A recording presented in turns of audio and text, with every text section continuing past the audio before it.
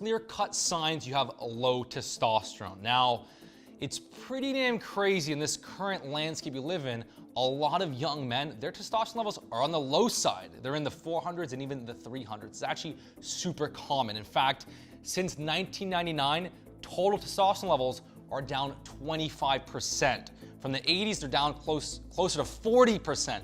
So T levels are actually down a lot. And even in guys that work out and are healthy and lean, their T levels a lot of times are on the low end. So what are the signs that your T levels are probably on the lower end? Well, first, what is the actual range? So the range is somewhere around 265 nanograms per deciliter to 916. So really 300 to 900 is the normal healthy range.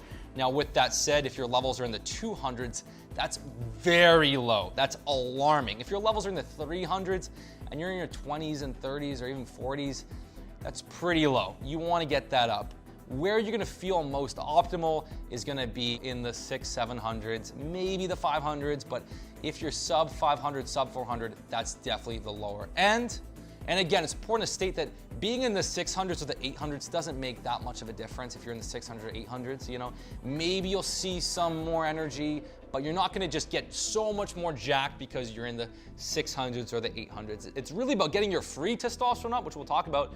It's gonna make a big difference, and it's really about getting you from, 300, 400s up into the 5, 6, 700s. That's gonna make a big difference. But let's start with the first sign. So the first sign that your testosterone levels are lower is if you typically wake up without a morning wood.